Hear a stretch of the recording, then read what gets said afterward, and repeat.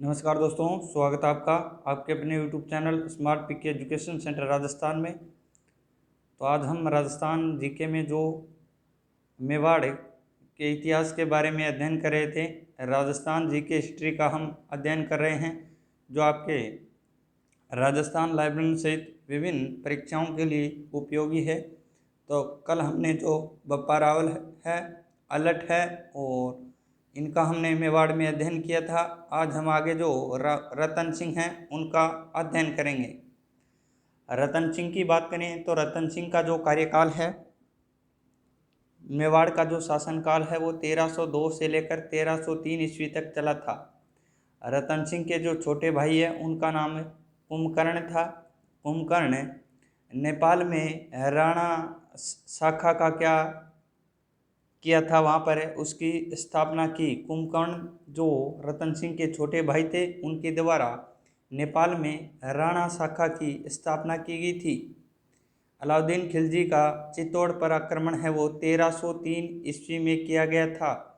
अलाउद्दीन खिलजी ने सर्वप्रथम जो आक्रमण किया था 1303 में आक्रमण किया गया था।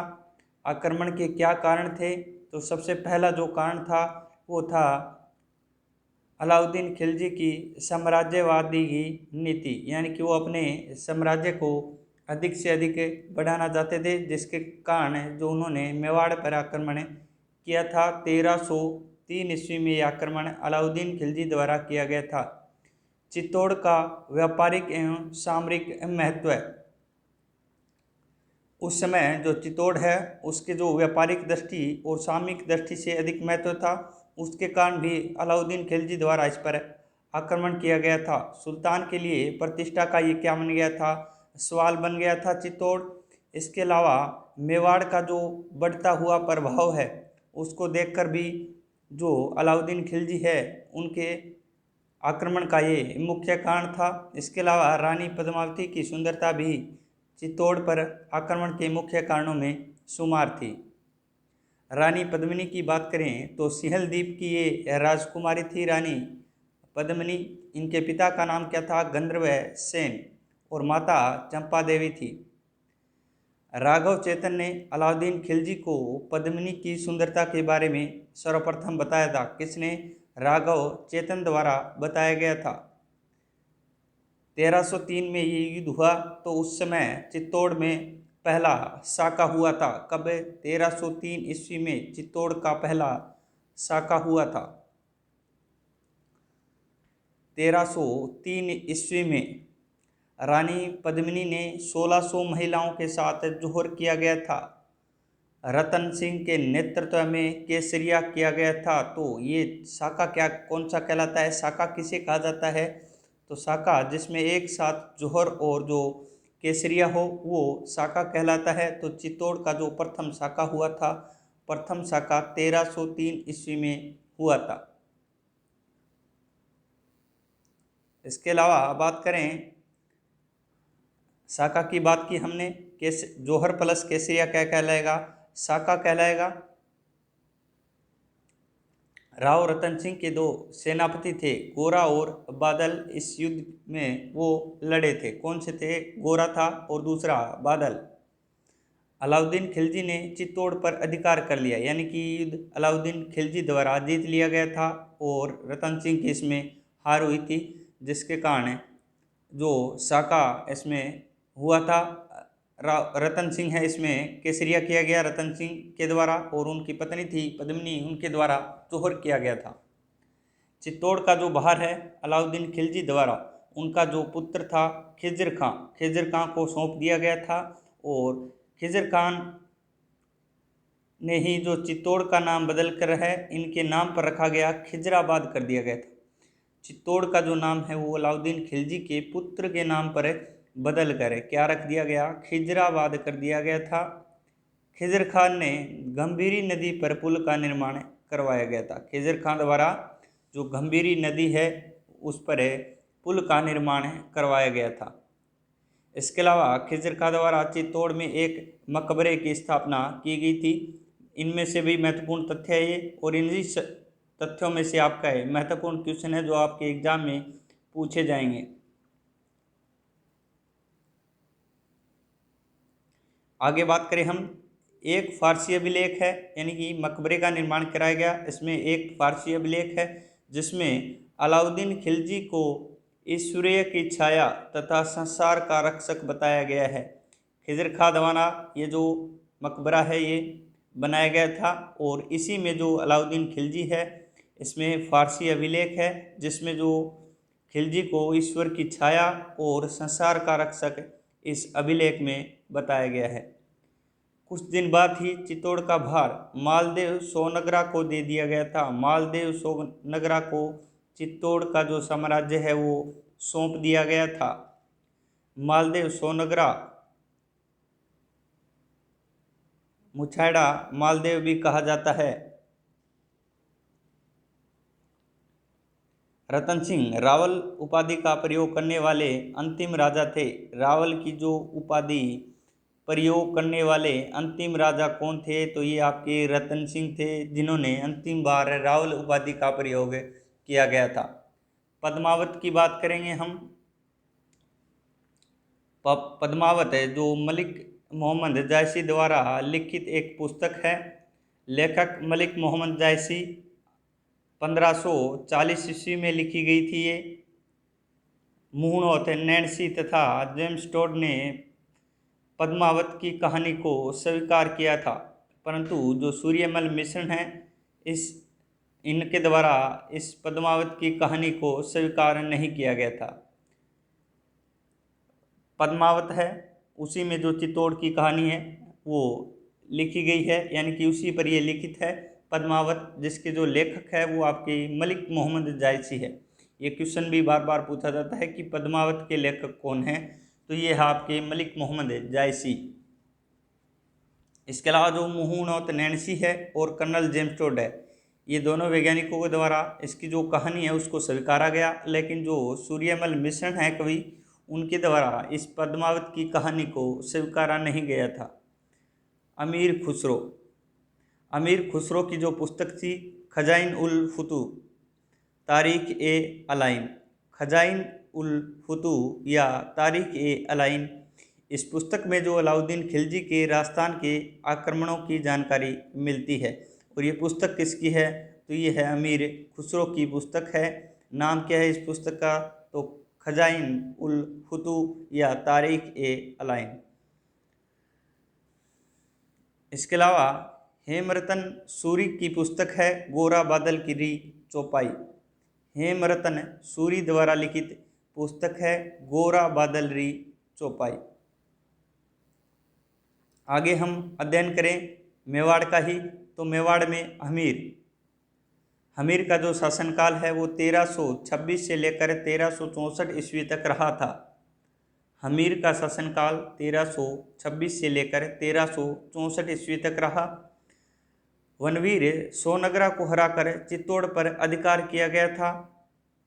हमीर सिसोदा ग्राम का था, इसलिए गुहिल वंश की सिसोदिया शाखा का शासन प्रारंभ हुआ, यानी कि हमीर के द्वारा ही जो गुहिल वंश की सिसोदिया शाखा है उसकी स्थापना की गई थी, क्योंकि हमीर है वो सिसोदा ग्राम के थे।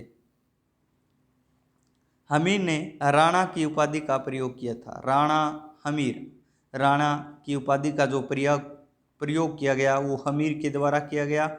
हमीर को मेवाड़ का उद्धारक कहा जाता है। क्वेश्चन आ जाए कि मेवाड़ का उद्धारक किसे कहा जाता है? तो राणा हमीर को मेवाड़ का उद्धारक कहा जाता है। इनके द्वारा ही सिसोदिया जो शाखा है गुहिल वंश की, उसकी स्थापना की गई थी। मेवाड़ के उद्धारक कहलाते हैं। रसिक प्रिया पुस्तक में हमीर को वीर राजा कहा गया है। वीर राजा किस पुस्तक में कहा गया है? तो रसिक प्रिया जो पुस्तक है हमीर को उसमें वीर राजा कहा गया है या इसकी उपाधि प्रदान की गई है। हमीर ने चित्तौड़ में बरबड़ी माता यानी कि अन्नपूर्णा माता का मंदिर बनाया था। हमीर द्वारा चित्तौड़ में ही बरबड़ी माता या अन्नपूर्णा माता का मंदिर बनवाया गया, जो गुहिल वंश की इष्ट देवी या आराध्य देवी मानी जाती है। अन्नपूर्णा माता या जो बरबड़ी माता है वो गुहिल वंश की आराध्य देवी या इष्ट देवी मानी जाती है, जिसके मंदिर का जो निर्माण है वो हमीर द्वारा करवाया गया था। इनकी जो कुल देवी है गोहिल वंश की वो बाण माता, कौन सी? बाण माता क्या है? कुल देवी। और इष्ट देवी की बात करें तो बरबड़ी माता या अन्नपूर्णा माता। सिसोदा गांव का संस्थापक राहप कौन था भाई? राहप के द्वारा इस सिसोदा गांव को बसाया गया था, स्थापना की गई थी राहप के द्वारा। बात करेंगे राणा लाखा की। राणा लाखा की 1326 से 1364। जावर में चांदी की खान प्राप्त की गई थी इनके ही शासनकाल में। बंजारे ने पिछोला झील का निर्माण करवाया गया था। एक बंजारे द्वारा पिछोला झील का निर्माण करवाया गया था।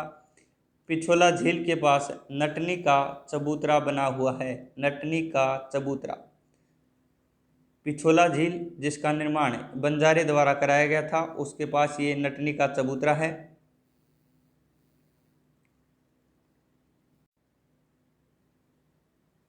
मारवाड़ के राव चूड़ा की बेटी हंसाबाई की शादी मेवाड़ के राजा राणा लाखा से हुई थी।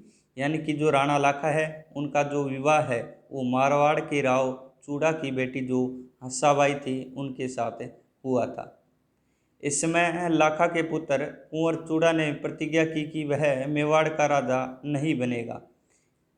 यानी कि इस विवाह से पहले जो राणा लाखा का पुत्र था कुंवर चूड़ा, उनके द्वारा प्रतिज्ञा की गई कि वह मेवाड़ का राजा नहीं बनेगा और जो हंसाबाई के होने वाले पुत्र को मेवाड़ का राजा बनाया जाएगा।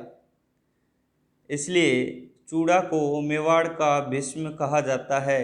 राव चूड़ा को मेवाड़ का भीष्म कहा जाता है क्योंकि उनके द्वारा प्रतिज्ञा ली गई कि वह राजा नहीं बनेगा और जो हंसाबाई का पुत्र होगा उसे राजा बनाया जाएगा। इस कारण ही चूड़ा को मेवाड़ का भीष्म कहा जाता है। राज्य त्याग के कारण चूड़ा की कई विशेषाधिकार दिए गए। पहला है मेवाड़ के 16 ठिकानों में से 4 ठिकाने, प्रथम श्रेणी के जो 4 ठिकाने थे वो चूड़ा को दिए गए, जिनमें से सलूम्बर था। यानी कि जो सलूम्बर ठिकाना है उन 4 ठिकानों में से था जिनको चूड़ा को प्रदान किए गए थे। नंबर 2, सलूम्बर का सामंत मेवाड़ के राजा का राज तिलक करेगा। यानी कि जो भी मेवाड़ का राजा होगा उसका राज तिलक है वो सलूम्बर का सामंत करेगा, जो राणा चूड़ा को प्रदान किया गया है। सलूम्बर का सामंत मेवाड़ की सेना का सेनापति होगा। राणा की अनुपस्थिति में सलूम्बर का सामंत राजधानी को संभालेगा तथा सलूम्बर का सामंत है वो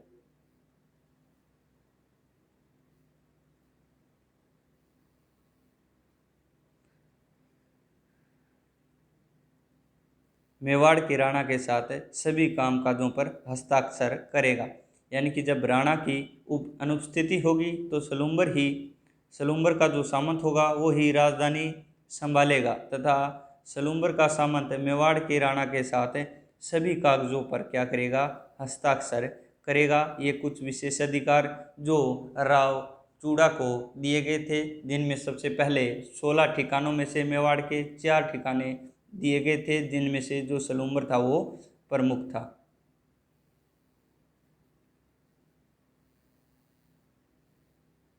आगे बात करें तो आगे जो अगला मेवाड़ का राजा है राणा मोकल।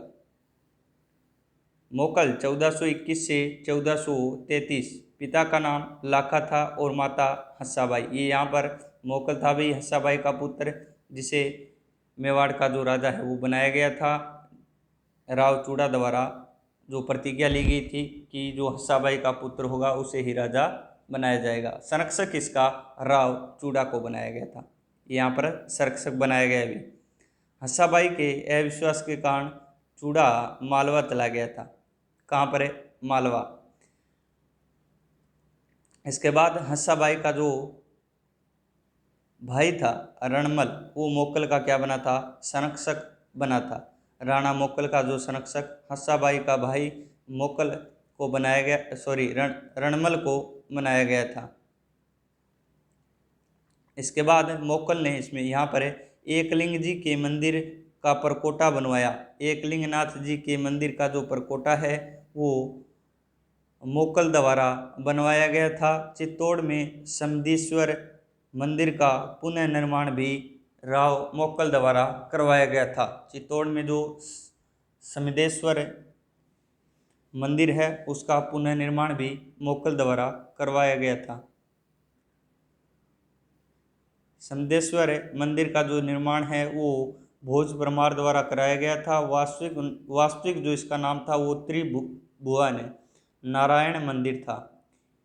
समदेश्वर जो मंदिर है इसका जो निर्माण है वो भोज परमार द्वारा, पुनर्निर्माण मोकल द्वारा, और इस मंदिर का जो वास्तविक नाम है वो था त्रिभुवन नारायण मंदिर। 1433 में गुजरात के अहमद शाह ने चित्तौड़ पर आक्रमण किया था।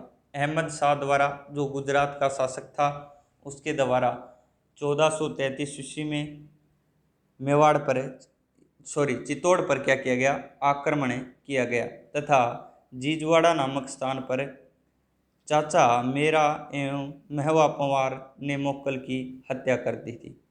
चाचा मेरा और महवा पवार इन तीनों के द्वारा मोकल की क्या कर दी गई, जीजवाड़ा नामक स्थान पर हत्या कर दी गई। हरावल सेना का अगला भाग सलूम्बर का सामंत क्या कहलाए भी, हरावल कहलाए। चित्तौड़ की सेना का अगला भाग हरावल कहलाता है और अगले भाग में सलूम्बर के सामंत ही होते थे। चंदावल सेना का पिछला भाग, हरावल सेना का अगला भाग और चंदावल सेना का पिछला भाग। आगे बात करेंगे राणा कुंभा की 1433 से 1468। इनके पिता कौन थे, राणा मोकल और माता सौभाग्यवती परमार। संरक्षक इनका भी रणमल को बनाया गया था, क्योंकि मोकल का भी जो संरक्षण है बाद में रणमल को संरक्षक बनाया गया था और कुंभा का भी जो संरक्षक है वो रणमल को बनाया गया था, जो हंसाबाई का क्या था, भाई था। कुंभा ने रणमल की सहायता से चाचा मेरा व महया पवार की हत्या कर दी थी। इन तीनों के द्वारा ही जो मोकल है उसकी हत्या की गई थी। उसके बाद जो कुंभा है इनके द्वारा भी इन तीनों की हत्या है वो कर दी गई थी। आगे बात करें तो मेवाड़ में रणमल का प्रभाव पड़ गया तथा उसने सिसोदिया के नेता राघवदेव को मरवा दिया गया था। रणमल का प्रभाव मेवाड़ में बढ़ने के कारण रणमल द्वारा जो सिसोदियों के नेता थे राघवदेव उनको मरवा दिया गया। हंसाबाई ने चूड़ा को मालवा से वापस बुलाया गया था तथा चूड़ा ने भारमली की सहायता से रणमल को मार दिया गया। यानी कि रणमल का प्रभाव बढ़ने के कारण हंसाबाई द्वारा जो चूड़ा है वो मालवा चले गए थे, उनको वापस बुलाया गया था और चूड़ा ने भारमली की सहायता से जो रणमल है उनको मार दिया गया। रणमल का बेटा जोधा ने बीकानेर के पास काहुनी गांव में शरण ली। रणमल की हत्या के बाद जो उनका बेटा था जोधा, उसने बीकानेर के पास काहुनी गांव में शरण ली। चूड़ा ने राठौड़ों की राजधानी मंडोर पर अधिकार कर लिया था। चूड़ा द्वारा राठौड़ों की जो राजधानी थी मंडोर वहाँ पर अधिकार कर लिया गया। आगे बात करें तो आंवल बावल की संधि। आंवल बावल की संधि जो 1453 में हुई थी और इससे संबंधित क्वेश्चन भी बहुत बार पूछे जाते हैं कि जो आंवल बावल की संधि है वो कब हुई, किसके बीच हुई। 1453 में ये संधि हुई थी और ये कुंभा और जोधा के बीच हुई थी। मंडोर जोधा को वापस दे दिया गया था। सोजत को मेवाड़ व मारवाड़ की सीमा बनाया गया था। यानी कि जो मंडोर है वो जोधा को वापस सौंपा गया और सोजत को मेवाड़ और मारवाड़ की सीमा बनाया गया। कुंभा के बेटे रायमल की शादी जोधा की बेटी श्रृंगार कंवर से की गई थी। ये आंवल बावल की संधि है वो इसकी निम्न शर्तें थी जो 1453 में कुंभा और जोधा के बीच हुई थी। आगे सारंगपुर का युद्ध है जो 1437 में लड़ा गया था। सारंगपुर का युद्ध जो कुंभा और महमूद खिलजी जो मालवा के राजा थे उन दोनों के बीच हुआ था। इसमें जो कुंभा है वो विजयी हुआ था। 1437 में सारंगपुर का युद्ध कुंभा और महमूद खिलजी के बीच विजय कुंभा की हुई थी। इसमें युद्ध का कारण था महमूद खिलजी ने मोक्कल के हत्यारों को शरण दी थी, यानी कि जो मोक्कल के हत्यारे थे उनको जो शरण है वो महमूद खिलजी द्वारा दी गई और इसी कारण कुंभा और महमूद खिलजी में ये सारंगपुर का युद्ध 1437 में हुआ, जिसमें कुंभा की विजय हुई। और इसी जीत में कुंभा ने चित्तौड़ में विजय स्तंभ का निर्माण करवाया था। विजय स्तंभ का निर्माण है वो सारंगपुर युद्ध में जीत की खुशी में कुंभा द्वारा विजय स्तंभ का निर्माण करवाया गया था। आगे बात करें इसमें तो चंपारण की संधि। चंपारण की जो संधि है वो 1456 में हुई थी। कुतुबुद्दीन ऐबक जो गुजरात के और महमूद खिलजी मालवा दोनों के बीच है वो चंपारण की संधि 1456 में हुई थी। इन दोनों का उद्देश्य था कुंभा को हराना और इसी कारण इन दोनों के बीच ये चंपारण की जो संधि है वो 1453 में हुई थी। इससे पहले जो महमूद खिलजी है उसके द्वारा जो कुंभा द्वारा इस खिलजी को हराया गया था। इसी कारण खिलजी ने कुतुबुद्दीन ऐबक की सहायता मांगी और इन दोनों के बीच ये चंपारण की संधि 1456 में की गई और इन दोनों का उद्देश्य था कुंभा को हराना। आगे है बदनौर का युद्ध जो 1457 में हुआ था। कुंभा ने मालवा और गुजरात की संयुक्त सेना को हराया गया। यहाँ पर जो चंपारण की संधि हुई दोनों के बीच 1456 में और इन दोनों ने 1457 में ये बदनौर का युद्ध लड़ा, जिसमें कुंभा एक बार फिर इन दोनों से क्या है जीत गया था, विजय हुई थी कुंभा की। कुंभा ने सहसमल देवड़ा को भी हराया। सहसमल देवड़ा को भी कुंभा द्वारा हराया गया।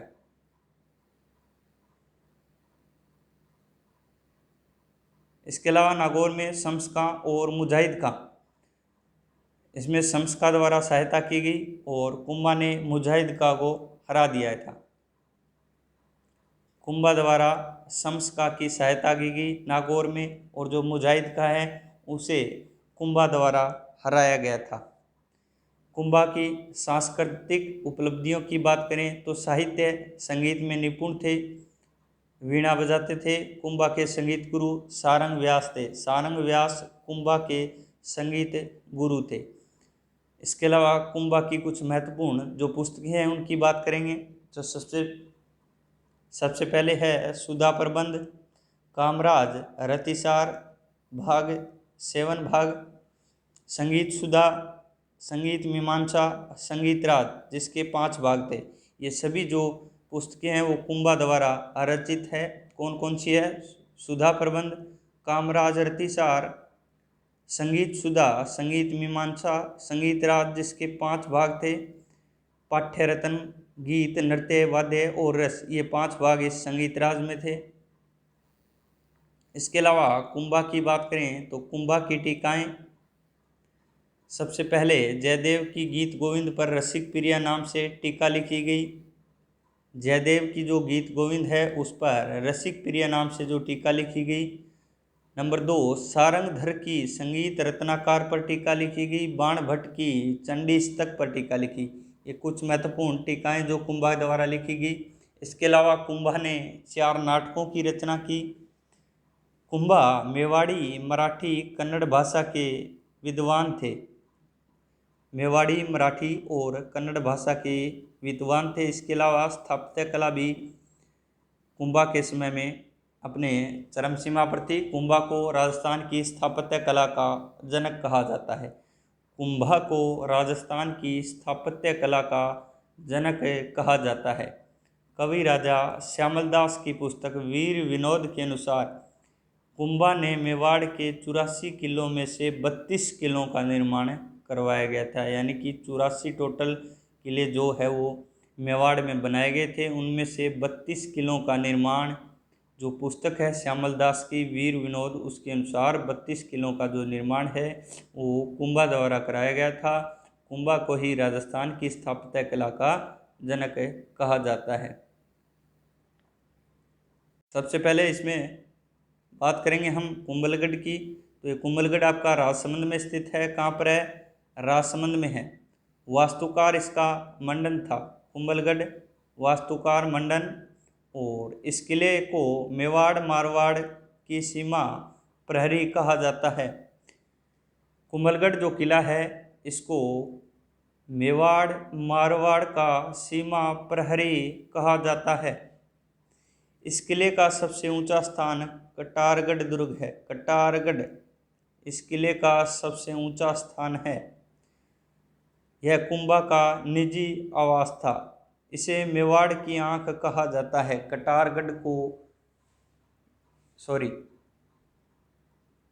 कटारगढ़ को ही मेवाड़ की क्या कहा जाता है? आंख। कटारगढ़ या फिर कुंभलगढ़ आ जाए। इसके अलावा बात करें कुंभलगढ़ की, तो कुंभलगढ़ प्रशस्ति का लेखक महेश था। कुंभलगढ़ प्रशस्ति के लेखक कौन था भाई? महेश।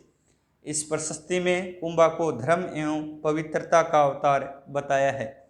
राणा हमीर को कुंभलगढ़ प्रशस्ति में विषम घाटी पंचानन कहा गया है। ये क्वेश्चन बार बार आते हैं भाई।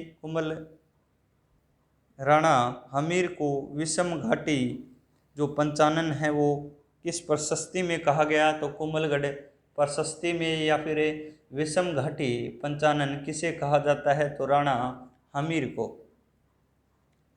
इसके अलावा अचलगढ़ आपका सिरोही में स्थित है और इसका निर्माण भी कुंभा द्वारा करवाया गया था। 1452 ईस्वी में इसका पुनः निर्माण कुंभा द्वारा करवाया गया। 1452 ईस्वी में इसका जो पुनर्निर्माण है अचलगढ़ का वो कुंभा द्वारा कराया गया था। अगला है बसंतगढ़। बसंती किला भी कहा जाता है, जिसे निर्माण इसका सिरोही में है। ये मचान किला मेर जनजाति को नियंत्रित करने हेतु मचान किले का निर्माण करवाया गया था। भोमट किला भील जनजाति को नियंत्रित करने हेतु, यानी कि जनजातियों को नियंत्रित करने हेतु भी ये इन किलों के निर्माण कराए गए थे। मचान किला मेर जाति को और भोमट किला भील जाति को। मंदिरों की बात करें तो कुंभ श्याम मंदिर 3 जगह पर बनवाए गए। सबसे पहले चित्तौड़गढ़ पर, कुंभलगढ़ और अचलगढ़, इन तीनों जगह पर ये कुंभ श्याम मंदिर निर्माण करवाए गए थे। श्रृंगार चौरी मंदिर, शांतिनाथ जैन मंदिर भी कहा जाता है इन्हें। वेलका भंडारी ने चित्तौड़ में इनका निर्माण करवाया गया था। श्रृंगार चौरी मंदिरों या शांतिनाथ जैन मंदिर का। इसके अलावा रणकपुर के जैन मंदिर भी स्थित है। 1439 में धरणक शाह द्वारा इनका निर्माण करवाया गया था। रणकपुर जैन मंदिरों का निर्माण। इस मंदिर में चौमुखा मंदिर प्रसिद्ध है। वास्तुकार इसके कौन थे? देपाक थे। चौमुखा मंदिर रणकपुर जैन मंदिर में है। धरणक शाह द्वारा रणकपुर जैन मंदिर का निर्माण 1439 में करवाया गया था और इसी में आदिनाथ या भगवान ऋषभदेव की मूर्ति स्थित है। इस मंदिर में 1444 स्तंभ स्थित है। इसे स्तंभों का अजायब घर कहा जाता है। किसी रणकपुर जैन मंदिर को स्तंभों का अजायब घर कहा जाता है। बात करेंगे आगे विजय स्तंभ की, तो इसे कीर्ति स्तंभ भी कहा जाता है। भारतीय मूर्तिकला का विश्वकोश भी कहा जाता है। विष्णु ध्वज, गरुड़ ध्वज मूर्तियों का अजायब घर, ये इसके क्या है? उपनाम है वही किसके? विजय स्तंभ के। कीर्ति स्तंभ भारतीय मूर्तिकला का विश्वकोश, विष्णु ध्वज, गरुड़ ध्वज और मूर्तियों का अजायब घर। विजय स्तंभ है वो 9 मंजिला इमारत से बनाया गया है। इसकी लंबाई 122 फीट और चौड़ाई 30 फुट है। 8वीं मंजिल पर कोई मूर्ति नहीं है। 8वीं मंजिल पर विजय स्तंभ की कोई मूर्ति नहीं बनाई गई है। तीसरी मंजिल में 9 बार भला अरबी भाषा में लिखा है। तीसरी जो मंजिल है उसमें 9 बार भल्ला शब्द है वो अरबी भाषा में लिखा गया है। 8वीं मंजिल की विशेषता है कि उसमें कोई मंदिर स्थित नहीं है। इसके वास्तुकारों की बात करें तो जेता, पुंजा, नापा और पोमा, इसके ये 4 वास्तुकार थे। जेता, पुंजा, नापा और पोमा। आगे बात करें इसमें तो कीर्ति स्तंभ प्रशस्ति का लेखक अत्रि और महेश। महेश और अत्रि है वो कीर्ति स्तंभ प्रशस्ति के क्या है, लेखक है। महाराणा स्वरूप सिंह ने इसका पुनर्निर्माण करवाया था। किसका? कीर्ति स्तंभ का जो पुनर्निर्माण है वो महाराणा स्वरूप सिंह द्वारा करवाया गया था। प्रतीक चिन्हों की बात करें तो राजस्थान पुलिस, आरबीएससी और अभिनव भारत यानी कि वीर सावरकर का जो क्रांतिकारी संगठन है वो प्रतीक चिन्ह के रूप में इसका प्रयोग करते हैं। विजय स्तंभ राजस्थान की पहली इमारत है जिस पर डाक टिकट जारी किया गया था। राजस्थान की पहली इमारत जिस पर डाक टिकट जारी किया गया तो ये आपकी विजय स्तंभ है। जेम्स टोड ने इसकी तुलना कुतुब मीनार से की है। कर्नल जेम्स टोड है, उनके द्वारा इस विजय स्तंभ की जो तुलना है वो कुतुब मीनार से की है। फर्ग्यूसन ने इसे रोम के टार्जन टावर के समान बताया है, यानी कि फर्ग्यूसन के द्वारा इसकी जो तुलना है वो रोम का जो टार्जन टावर है उससे की गई है। इसके अलावा जैन कीर्ति स्तंभ। जैन कीर्ति स्तंभ 12वीं शताब्दी में जैन व्यापारी जीजाशाह बघेरवाल द्वारा बनाया गया था।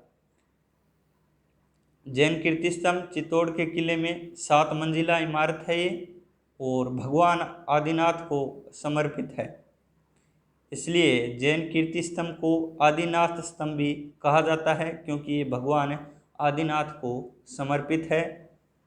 निर्माण इसका जैन व्यापारी जो जीजाशाह बघेरवाल था उनके द्वारा 12वीं शताब्दी में करवाया गया था।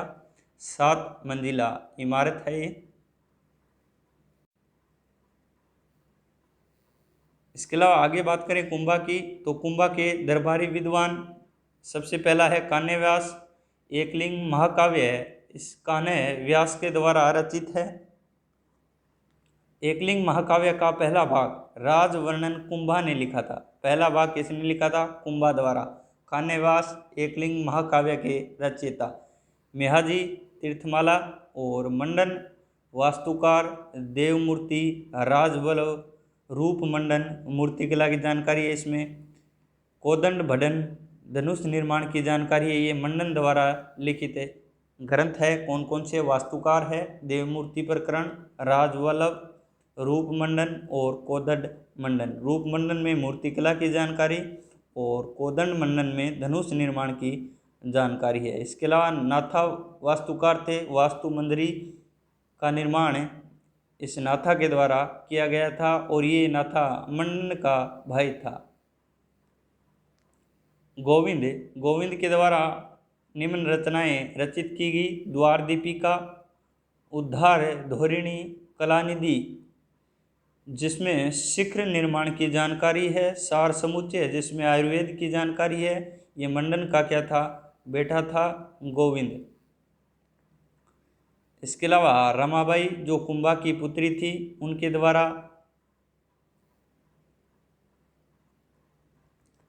रमाबाई जो कुंभा की पुत्री थी पिता की तरह संगीत में क्या रुचि रखती थी और इन्हें वागीश्वरी की उपाधि दी गई थी। किसकी?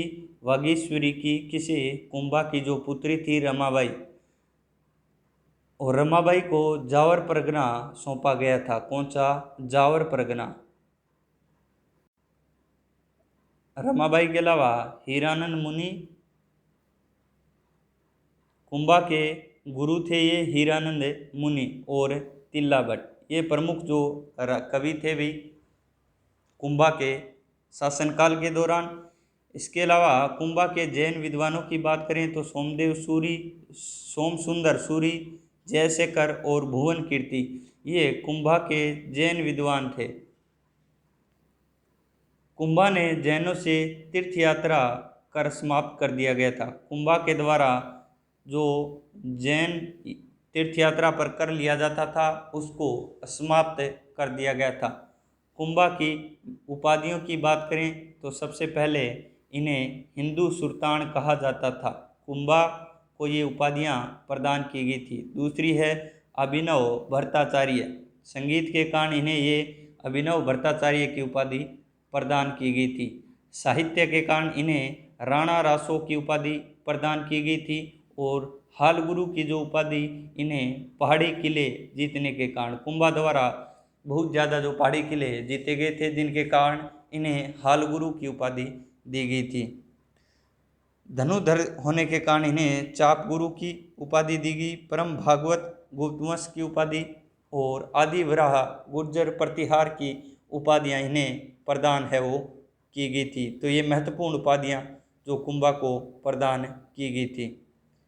इसके बाद जो कुंभा की हत्या है उसके बेटे उदा द्वारा कुंभलगढ़ किले में की गई थी। महाराणा कुंभा की हत्या उनके ही बेटे जो उदा थे उनके द्वारा कुंभलगढ़ किले में की गई थी। तो आज के लिए बस इतना ही दोस्तों। आज हमने जो आगे जो कुंभा है उसका अध्ययन किया था। मेवाड़ के इतिहास का हम अध्ययन कर रहे थे। तो आगे भी हम आपके लिए कल से फिर क्लास लेकर आएंगे। धन्यवाद।